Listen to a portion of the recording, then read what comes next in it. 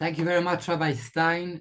And I would like to thank Mrs. Hexter and Rabbi Bloom for inviting me to be here and be part of this very holy group of people searching and wanting to improve and in the Avodas Hashem and going in the way of Rabbi Yehuda David ben Shaul, where we can learn from him, having read many of the Hespedim that was written about the life of Rabbi Yehuda David ben Shaul, came to mind a most amazing apostle in Daniel. Listen to the most amazing thing.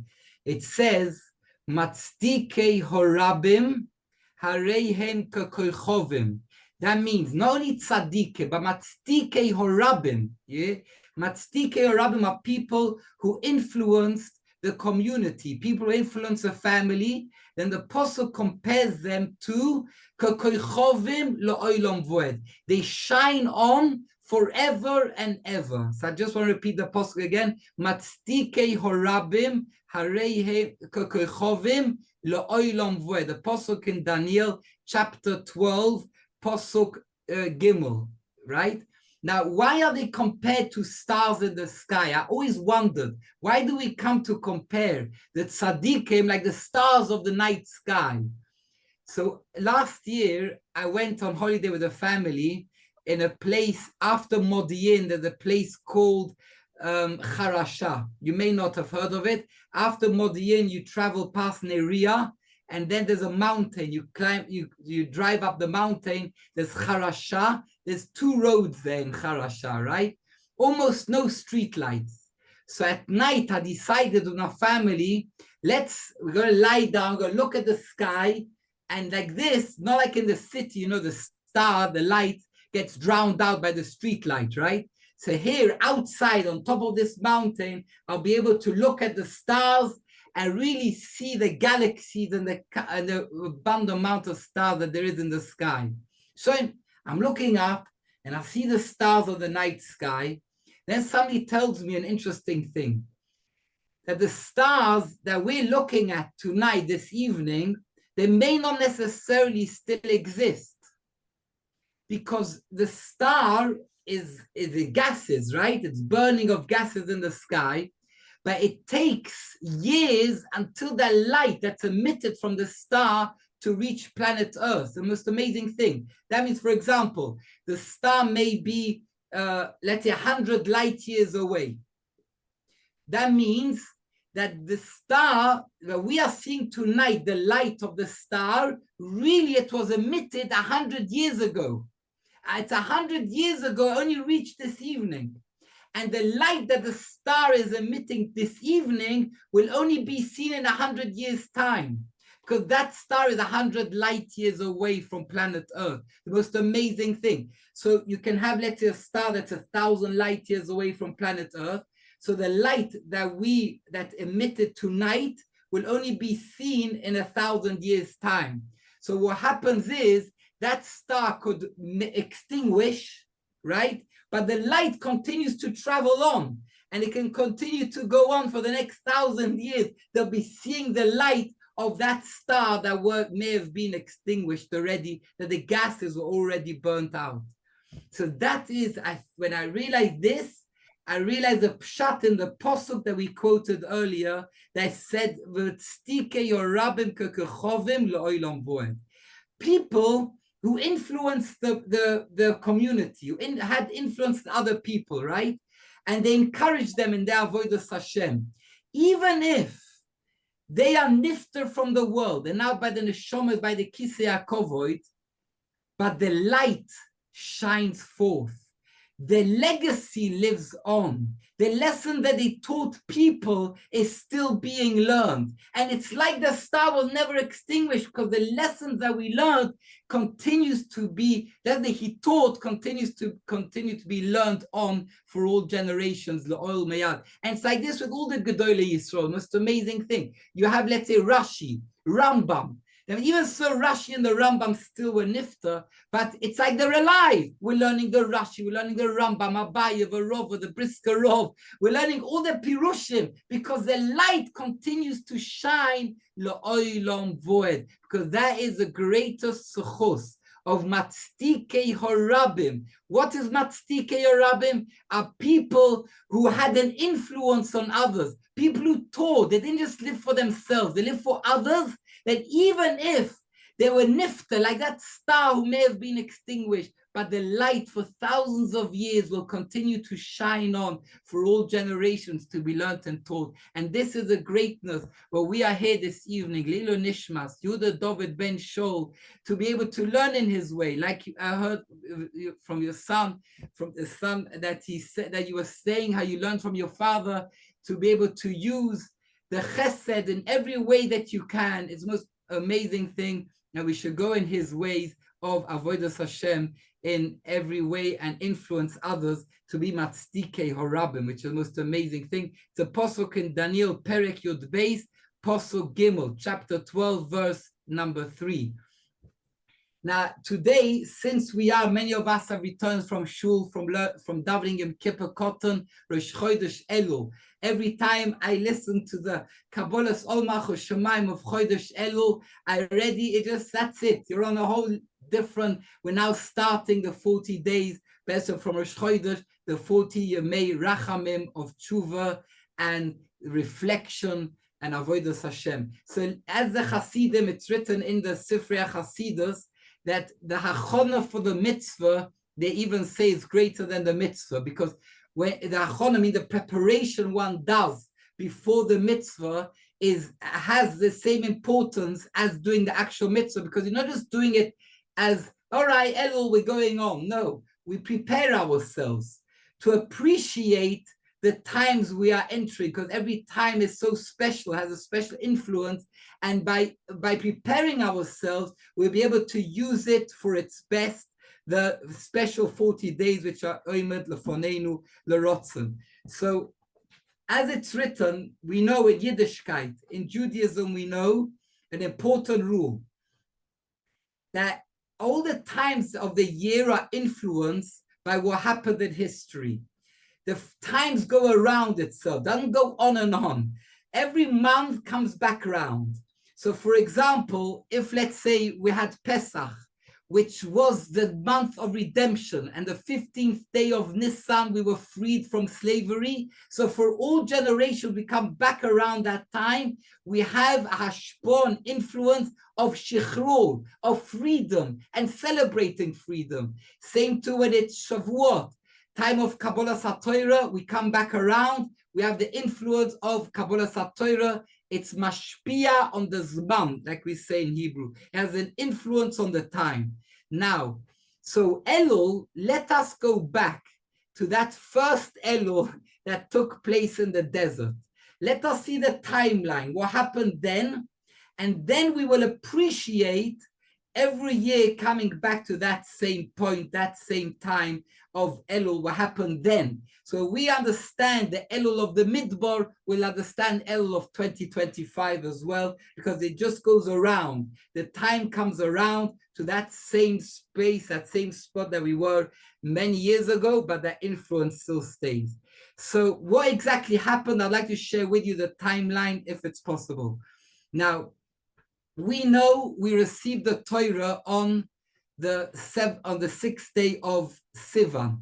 The 7th day of Sivan, Moshe Rabbeinu said, Moira Rabboisa, I'm going to Shomayim in order to receive the Torah for 40 days. He went to Shomayim for 40 days to receive the Torah, which was till the 16th day of Tammuz, right? Now, 16th day of Tammuz, Am Yisrael were still in the middle waiting for Moshe. They miscalculated when he was exactly supposed to come back. They thought he's going to come back like the same time he left. But really, he said it's going to be 40 complete days. So even say he went on the 7th of Sivan to Shomayim, but he needed 40 complete days. He was only going to come back on the 17th of Tammuz. So he said, where's Moshe? What's going on? He's not coming back. Wow, we're in the Midbar alone. Who knows what's going to be? What a danger. And they've got the golden calf, and they bowed to the golden calf and said, Elul Hecho Yisrael. This is the God of Yisrael. Moshe Rabbeinu's in Shomayim, and Hashem says, Lech red. Go down, go down. Vashmid them. I'm going to wipe out this whole nation. There's nothing left.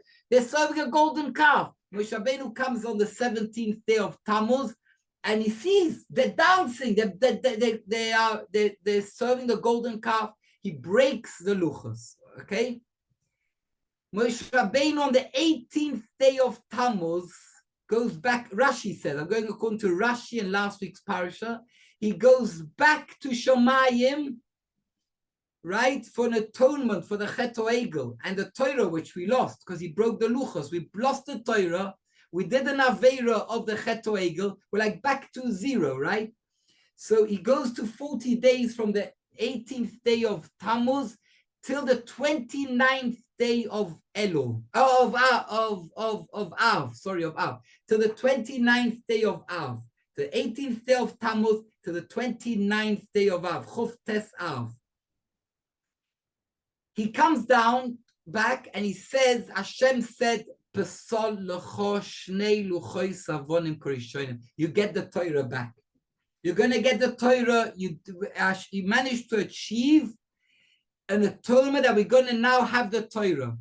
However, there wasn't an atonement on the Chet HaEgel. Chet HaEgel, the Ribbon Shalom didn't have a closeness to Am Yisrael.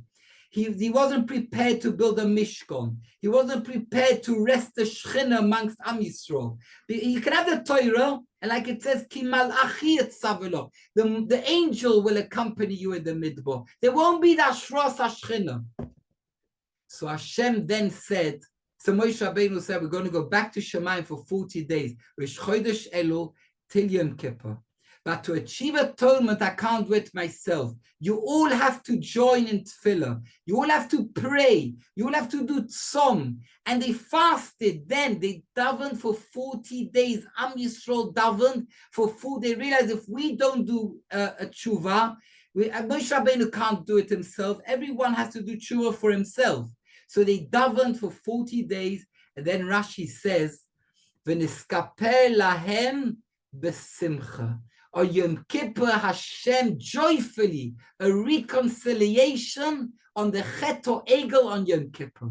And then Hashem said, bring the luchos, there'll be a mishkan, hashras hashchina, a resting of the Shechina and Am Yisrael. It's a closeness, that means a complete mechila on Chet Egel and the closeness of HaKadosh Baruch Hu to Am Yisrael by commanding us to build a mishkan, a resting place in Olam Hazeh amongst Am Yisrael. So that means this 40 days, like then we prayed and davened to Hashem. We don't just want the Torah, we want the closeness to Hashem. And that's what we achieve through the tefillahs, and that's how on Yom Kippur, with a Yoyim Hashem Salachti Kedvarecho, and ultimately we built the Mishkan, and Hashem left all the Olam Yoinim to come to Mashresh Shechina by Am Yisrael. So these are the first 40 days from Rosh Chodesh Elul, which was the third set of 40, right? The third set of 40, Rosh Chodesh Elul until Yom Kippur. Now, in order to, is it clear so far? If anyone has any questions, is everything okay? Everything is clear. We can go further. So I would like to take one step further to really understand this with all its depth and Be'ez Hashem Yispurach. And the question I'd like to pose is in the name of the holy Reb Chaim Shmulevitz. This he asked two questions that probably many people ask, fundamental questions with regard to the Chet HaEgel, to the Egel Azov. Number one, have you ever been in America in time of politics? Have you ever seen a debate, what takes place? You don't just, when you come to choose a president, a leader of a country, you don't just say, there's a job vacancy in the White House. Anyone interested coming? There's an Oval Office. There's no such a thing. Before you choose a leader for a country, you have to have at least 2 years of understanding his vision, appreciating what his vision is for the country, what the future holds. How are you planning to, let's say, deal with the neighboring country, with, let's say, Mexico? What are you planning to do with the people coming in over the border? What are you planning to do with the economy? What's with the interest rate? the infrastructure, what are you going to do with all the wars taking place? And you ask them, and you question them again and again and again and again until you have my vote, until I can trust or I believe that you, Taka, we share the same vision and you're capable of leading this country, right? That's the way it's done in any normal civilized world.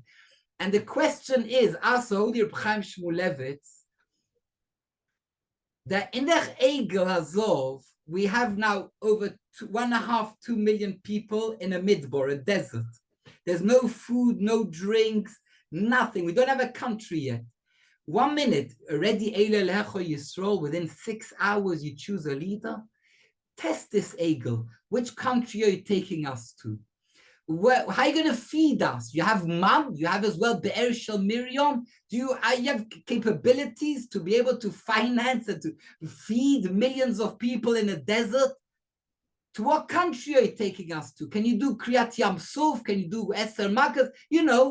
Take this Egel, test it, see what his capabilities are, and then you can say Elul Yisrael, right? But yet we find that they just did it in such a haphazard way. Within a few hours, they were dancing and bowing to this Egel Azov. And the question is, ask the Holy Reb Chaim Shmulevitz, what's going on? These people are not stupid, right? They did Dordeo. This is from the generation of the Midbar, and they can just so quickly and speedily bow and be taken by an Egel Azov. It needs further understanding, right? That's the first question. The second question the Holy Reb Chaim Shmulevitz asked is, there is of the cloud, the rule over the Yetzer Hara is, when he tries to incite a Jew to do an Aveira, Chas v'Sholem Hashem Yiracham, he never will propose an Aveira that's extreme. He'll never approach a Yid in the middle of Shabbos, in the middle of Koribo in Olam V'Olmayo, in the middle of singing. He'll say, all right, how about cooking an omelette? He's not going to listen. He'll never come in an extreme way, right? He'll never say, when you're out in an outing, in a tiyul, he's never going to say, all right, let's go and eat a non-kosher meat. There's no such a thing. You just won't listen to the Yetzer Hara. The Yetzer Hara, the way is always little by little, chipping away. Let's say, it won't tell you to treif by a tiyul, but the Yetzer Hara, the test would be something like, all right, the hechsher is not the best hechsher, but doesn't matter this one time.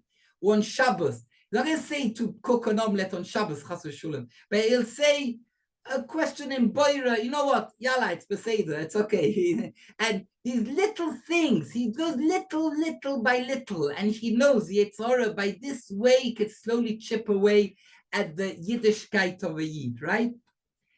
And yet, looking at the Egel Hazov, we find that it's totally gone against these rules. From Am Yisrael, Kabbalah Satoira, they went all the way to bowing to Cheta Egel, the Egel Azov. That doesn't make sense. That generally, it goes against the normal rules of the way the Yetzer Hara works. And yet it did work, he succeeded.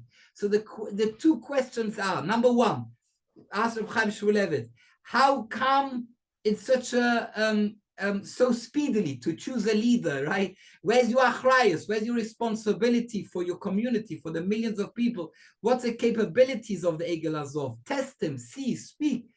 And number two, the question is, why, number two is, it's against the rule of the Yetzer Hara that generally the Yetzer Hara tests a person little by little, and yet here it went totally to the extreme of Avodah Zorah. It needs a further understanding, these two questions. So the Holy Reb Chaim Shmulevitz answers as follows. Listen carefully, it's an amazing thing. It says Rashi on the Posuk, when he describes the Egel Hazov, he uses 3 words. He doesn't just say the Yetzer Hara came and said to them to do Avodah Zorah. That's all the way Rashi writes it.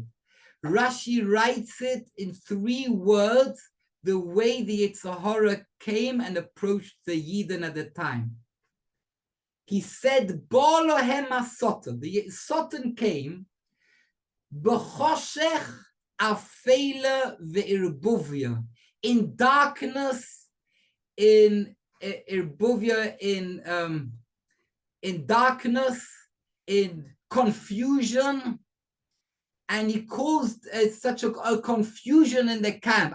There was a confusion, a panic in the camp of Israel. And then he said to them, where's Moshe? Moshe didn't come. And he started to bring about the nisoyon of the Chet HaEgel. So by coming in a way of confusion and panic amongst Am Yisrael, when a person isn't focused, a person isn't thinking rationally, he's in a state of panic, in a state of confusion, like we're stuck in this midbar. What's going on? Moshe just left us. We have no leader. We have no way. Then all the rules fall away. All the rules that we know till now fall away. And the person, since he's not focused, within a few hours, he'll be bound to avodah zorah. He can, even to the extreme, like we said, how can it be so extreme, avodah zorah? Because the person isn't thinking. He's not in control of his thinking of what he's doing. And therefore, through panic and confusion, how the way the Yitzhara came, then all the rules of the book don't apply. People from one extreme to the other, from Kabbalah Torah serving Chet HaEgel, choosing a leader so quickly as well, because they were not with thinking rationally. They were not calm. They were not focused. Because as we said, by bringing a confusion and panic within the camp of Am Yisrael, then the Yetzer Hara had a control and was able to cause them to sin. I'll tell you a story. There was a holy Rabbi Aaron of Belz. Rabbi Aaron of Belz was a rabbi it was a Malach Elokim, like a holy angel. And he was a Rebbe during the Second World War in Poland. And the Nazis in Machshomom, they wanted him. He was the number one on the list. He was called the Wunder Rabbinar, he was called. He was called the Wonder Rabbi. And they wanted him to come. They wanted to take him, wanted to Hashem Rachem, to kill the rabbi of the Belzer Hasidus. So he needed to escape. And it was escape actually for 4 years. He was on the run for 4 years. But at one stage, he was in a car with another member of his family, and they even shaved his beard and his payas. They made him dress up like a Russian colonel. Can you imagine that? The Reb Aaron of Belz, and he was sitting in the back of the car, and they had to drive for 200 kilometers out of Poland to go to Hungary, right? And now what they were going to say at the border, that these two men are Russian colonel, and we're bringing them over to Hungary to be interrogated. Can you imagine that? Now, they didn't even know to speak Russian. They didn't know how to speak the Rebbe. And so you can imagine the panic that there was in the car driving towards the border, that if they're caught and they're going to look at false identity papers, everything was false, everything was fake. The Rebbe himself, he doesn't look like a Russian colonel, right? They're just going to ask him a few questions. They won't stand. So on the way, the Rebbe said, please stop the car. He said, but Rebbe, we haven't reached the border yet. He said, stop the car. He went out. He said, okay, the Rebbe's look. The Rebbe says, we go out.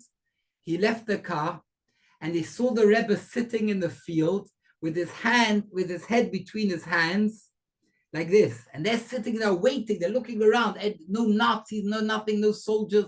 And the Rebbe was sitting like this, 1 minute, another minute, for 4 minutes, like this, sitting on a log of wood with his head between his hands.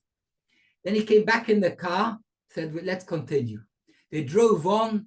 They saw amazing miracles. When they came to the border, the police wanted to interrogate. They said it was going to say to come out. Then 3 Hungarian officers came on horseback and said, let them through. So the soldier saluted, he let the car go through. And the driver said, I've never seen these 3 soldiers before. I know the whole Hungarian army, I've never seen it. He said, this was my Zayda, this was my grandfather, my great-grandfather, my father, and his son and my father. He said, they came to save me. I should be able to go through the border. There's a greatness.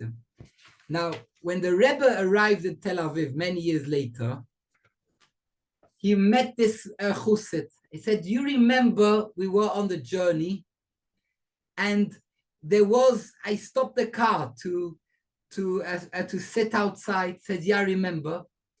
He said, do you know why I did it? He says, no, we never knew why. We never understood why you did it. Said the Holy Rebbe, because when we were in the car, there was such a panic, such a confusion. We were, what's going to be? The Nazis. We got false papers. We're making up a false story. A Yid, the greatest danger for a Yid is when he loses his focus. He loses his head. I had to leave the car and come back to myself, to compose myself. I sat there for a few minutes, and now I was calm. I could go back in the car and continue the journey. Because the gresta sakona, the Rebbe said, is when a Yid loses his thinking, his rationale, and he's not focused, and he's in a state of panic. That's what the Rebbe said. Yisrael is oisius. Yisrael is oisius. Li roish, the same letters. Yisrael uses the same letters scrambled. You have as well li rosh. I have my head. I have my think. That's a Yisrael. Always has to be thinking and composed. And that is the idea. What happened, Reb Chaim Shmulevitz says, is by the Egel Azov. By the Egel Azov, Am Yisrael, they were in the state of panic, and then the Yetzer Hara was able to influence them to do the Egel Azov. So we have Elul. Elul is a tshuva. Elul is a time of reflection, a time we calm down, a time we think through what we did. Because the cause of the chet was when we weren't thinking. The cause of the chet was, the cause of the aveira, of the sin of the chet to Egel was by Am Yisrael going along, not leading, but being led by the Yetzer Hara. Elul is a time of atonement of that aveira, of the root cause of the aveira was we weren't thinking of our way. Elul is a tshuva to that. And what's a tshuva to this is 40 days of thinking, 40 days of reflection, self-examination, 40 days after decisions I've taken in life. Are they right? Are they not correct? Is my direction that I'm taking in life? Is this the right direction I wanted for myself and my family? And the decisions I've taken throughout the year, were they correct decisions? Maybe they need changing, because that is Elul. Elul is a tshuva of the root cause of the Aveira. The root cause of Aveira throughout the year, we're running along, we're going day to day. We don't necessarily take time to think and contemplate of our decisions that we take. Elul comes and it's a time of 1 minute. Let's stop and think. Let me lead, not be led by the Yetzer Hara. And that is a tshuva from the Chet Egel. As I was thinking for this speech, I was actually traveling to London. This Shabbat, I was in London for visiting my mother. And on the plane next to me, there was a father and a son. And this boy was playing with his new Nintendo games, like really modern type of Nintendo game. And I was going, wow, this is amazing. My kids are going to love this. And we're going to go shopping in Oxford Street in London. And that's it. I'm going to get such a nice Game Boy, such a Nintendo game. And then that was Thursday on the flight. But then Friday, Shabbos. And then Sunday came when I went to shopping. I was thinking to myself, do my kids really need this now? We're starting our new year in school. And especially when we had difficulty concentrating, I'm going to bring him down this new Game Boy is just going to go to, it's going to take away his whole concentration and learning for the new year. What will I regret if I don't buy it? Okay, I'll get them something else. I could regret a long way if I do buy it, and then it's going to take away my son's maybe for his concentration for the coming year and busy for school. So instead, I bought them games and I bought them something else, and I didn't buy it in the end. Then I realized that's exactly this idea. This is exactly, at the beginning, a person, you go You go along, you're emotional, especially with the advertisement, you have to buy this, you have to buy that, you have to do, and you follow along. And then you give it a few days and you let the emotions calm down. Then you think rationally, and then slowly you realize your decision in a whole different light, you see? And that is a power of contemplation. This is a power of hispoinanos. Hispoinanos is thinking rationally, not letting the Yitzhara just come and go along, but thinking really, do I need this? Is this for my good? Is this help me in my life, the way I want to be, the way I want to person I want to be? And through contemplation, you see things in a whole different way. Is it clear so far, everything? Just right. So I'd like to bring two lessons, a contemplation to appreciate this idea of hispoinanos in two sources. One source is a Ben Ish Chai, and one is the holy Orach Chaim, a Pirush on a Pasuk. The Ben Ish Chai, he says, the holy Ben Ish Chai, he says a beautiful masholim, parables. The parables of the Ben Ish Chai are something really special, right? So this is a parable from the Ben Ish Chai on the inyan of hispoinanos, the power of thinking through things. You come with a whole different you come out with a whole different lesson or idea. So he said as far, this is the moshel of the Ben Ish Chai. There was a lion, and he told his son, the young lion, he said to him, listen, for how long do I have to feed you and hunt for you? You can go hunting yourself already. He said, Dad, there's a jungle out there. You know what's going on out there? There's animals. Who knows what's going to be? They're going to eat me? He said, what do you mean? You're a lion. You're the king of the jungle. One roar, and all the animals will run away from you. You can hunt. You're the king. So, and he goes out full of courage from his father. I'm the king of the jungle. I'm the king of all the animals. I can roar. I can hunt. But then, as he approaches, at the outskirts of this jungle, there was a city. And there was a walled city. And the entrance to this city, there was a beautiful arch with paintings on both sides of the entrance. One painting on the one side was a painting that describes Shimshon HaGibor, who was able to kill a lion with his bare hands. Like it says, the Psukim in Nov, it says that he went on the way to Timno and he saw a lion came to attack Shimshon HaGibor. He ripped it apart with his bare hand. So one side of the entrance of the city, you see a painting of Shimshon HaGibor killing a lion. The other side of the entrance, what do you see? Another painting, David HaMelech. David HaMelech, he said to Shaul, David said to Shaul before he fought Goliath, and you think I can't fight Goliath? You know me as a shepherd, when a lion would come to attack my flock, I would rip it apart. I would kill the lion. You think I can't kill Goliath? So the other side of the arch, you see that David HaMelech killing a lion. So this lion looking, and in English they say, the wind went out of his sails. He just, king of the jungle, king. This is the king. In Yiddish, they say, shine kick the souls. This is the way a king is. Look at it killing the lions. Shimshon HaGibor, David HaMelech. He comes back by his father in the lair. If I know, how was your day of hunting? Says, Dad, what are you talking about? King, mighty animal. You not see those two paintings of the entrance of the city?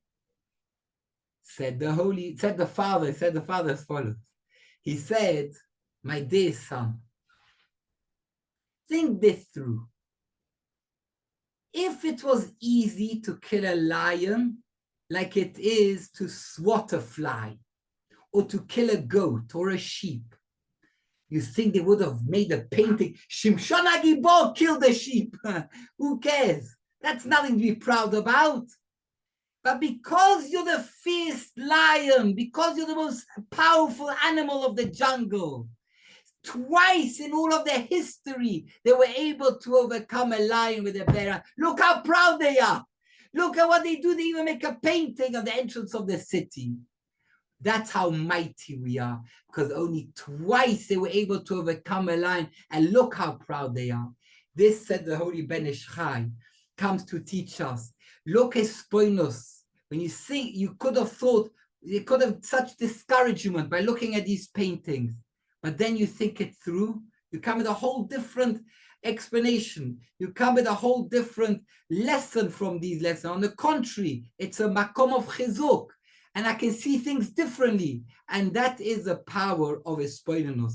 Hispoilenos is able to, when you think things through, your first thought, suddenly you see it differently. You see it as a source of encouragement. You see it as a source of showing you your strength.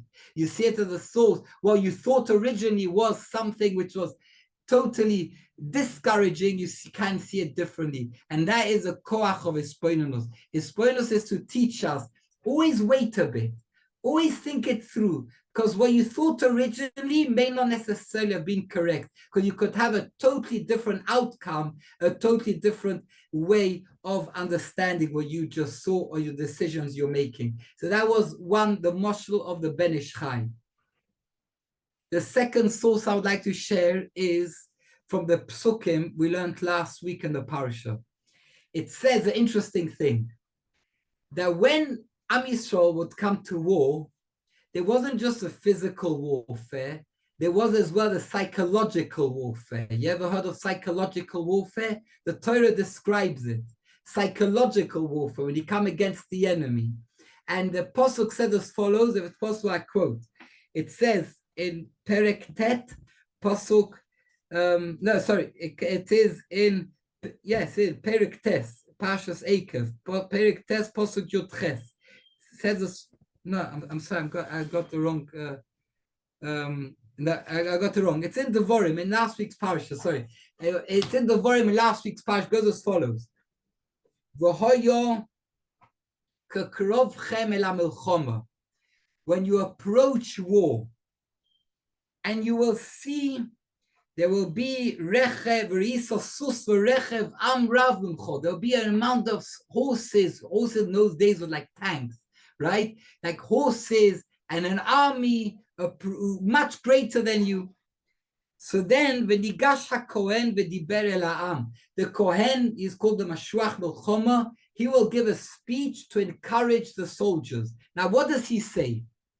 He says, V'omar aleim, he says as follows, Shema Yisrael, atem kerevim hayoim lamelchoma. You are now approaching a war, no less. Aloiveichem, against your enemies. Al yerach levavchem, do not become faint-hearted. It's not now the time to be faint-hearted. Al tiru, don't become scared. Al tachbazu, do not panic. Al tartzu mipneihem, do not become discouraged. Asks Rashi, why does it mention 4 expressions of not being scared? Don't be scared, don't panic, don't become discouraged. Well, why do we need so many different expressions when he's speaking to the army just before they're going out to battle? Al tartzu, al yerech levavchem, al tiru, al tachbasu, al tartzu. Why do we need that he should say so many different expressions of not being scared as you're approaching battle? So Rashi says, each one of these lashonos, each one of these expressions is going against the psychological warfare of the enemy, and I explain as follows. Al yerach levavchem, do not become faint-hearted, and when you hear tzahalat susim, the neighing of the horses. What do you mean the neighing of the horses? The enemy, as they come and encircle your city, they don't just come into your city. They stay outside the borders of your country, but they will hit their horses and they will make their horses make sounds, neighing. And so you inside, you don't need one horse. You can hear like 100,000 horses. And you're like hearing so many from all different directions. You're going, war in Bani Shalom. It's like somebody coming like hundreds of thousands of tanks, right? Like revving up the engines. So he says, Al yerach levavchem, to not become faint-hearted from the neighing of the countless horses that you hear approaching your country. Al tiro, do not become scared, says Rashi, when mehagofas hatarisim. Well, another thing they will do, another tactic the enemies will do is bang the shields together to make an immense, and imagine you have hundreds of thousands of soldiers, all of them banging their shields. It's like an amazing noise. And you're thinking, well, there's millions of soldiers. How are we going to manage? Don't worry. Al tiru, don't worry. Al tachbezu, do not be a panic, says Rashi, mikoila koronos. They're continuing with their show. And the psychological warfare continues. And they're blowing trumpets and shofarot. Hundreds of thousands of them. Imagine that noise. Don't worry. Don't panic. And the last one is al tartzu mikoila tzvocha. Do not be scared from the shouting of the soldiers as they shout as they approach. So that's why we have 4 expressions, because each one goes against the different psychological warfare the enemy may do against you. The neighing of the horses, the clashing of the shields that the soldiers are doing, the shouting, the trumpet, all this, don't be scared and go to war, have courage and fight the battle. So the question is, are you telling me not to be scared? Being scared is something natural, it's an instinct, right? So how can you tell somebody, don't be scared, don't be there, I'm scared, okay, but I'll overcome, I'll continue. But the Torah says, don't be scared, you have nothing to worry about.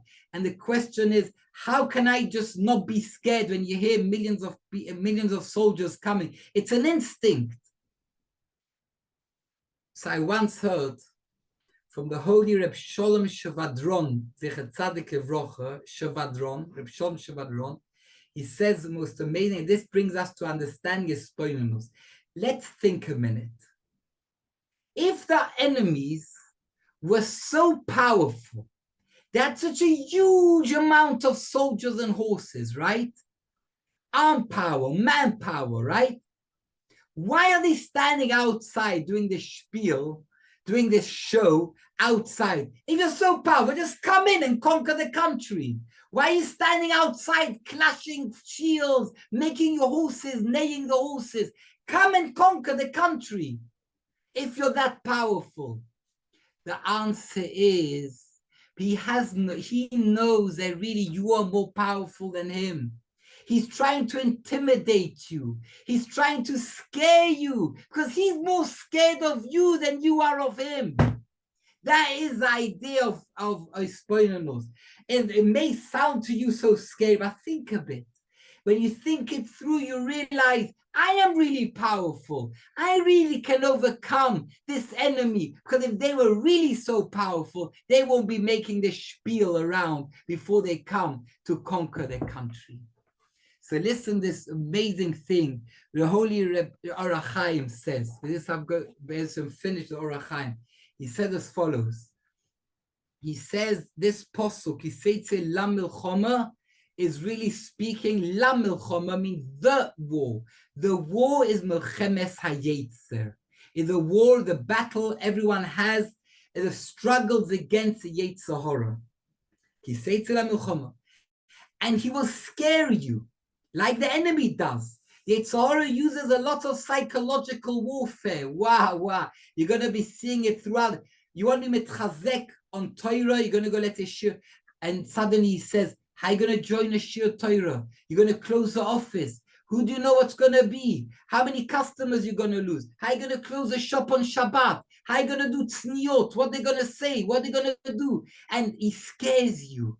And he starts telling you, intimidating you, avodas Hashem, because you want to go further. You want to be in your spiritual journey. You want to advance. But he's always there. Psychological warfare. Trying, like in the physical war, in the spiritual war. Trying to intimidate the Oved Hashem. And saying, it's not going to work. You're going to lose out. What's going to be with your friends? What are they going to say? What's the community going to say? What's your friends going to say? Social pressure. Says a posuk, Al tiru, al tachbazu, al tarzu, al yerach levavchem. What's he coming to tell us? The Yetzer Hara, says Orach Chaim, has no power against you. He can only frighten you like the enemy does. He can only frighten you, but can never harm you, because you have Hashem who helps you in your avodas Hashem. And when Hashem is helping you, He is a makor of parnosa. He is a makor of refuas. He is a makor of zivugim. So I don't need, the Yetzer Hara can scare me from today till tomorrow, but I know I'm on the right side, and I'm on the side of power. I'm on the side of avodas Hashem, and He can never overcome me and harm me, because that is like in the physical war. He's making the spiel, but really he can never come to fight the same too in the ruchnius war, and that is only through his spoidiness. Through contemplation, a person thinking things through, you realize, 1 minute, that's Yetzer Hara. I'm not going to listen to him. And when you slowly think through, you realize, I want to lead. I don't be led by the Yetzer Hara. And that is through the power of contemplation, of his spoidiness. When thinking things through, you realize, when I serve Hashem, I'll never lose out. He can scare me. He can use psychological warfare, but ultimately, he will never be able to harm, and no one will ever lose out from serving HaKadosh Baruch Hu and doing the mitzvahs. To just be able to summarize what we learned today, Bes Shem Advorim Eilu Nishbas, the Rabbi Yehuda David ben Shaul. We learned today the inyan of that Matzdike Rabbi Mareim Kekechovim Lol Meyad. People who influence others, people who live for others, they are zoicha to be as a person who is le'ol meyad. Because like the stars, even so may have been extinguished, but the light continues to shine bright for many thousands of years on, because that's a power. And then we continued in our spoinos. We saw the timeline that we had Elul, the 40 days of Elul until Yom Kippur, and that was because of the Egel. What happened by the Egel? They panicked. There was confusion. Elul comes to rectify that. Elul comes to time of contemplation, self-reflection, self-examination, a person thinking through all the decisions we have done throughout the year, the direction we're taking.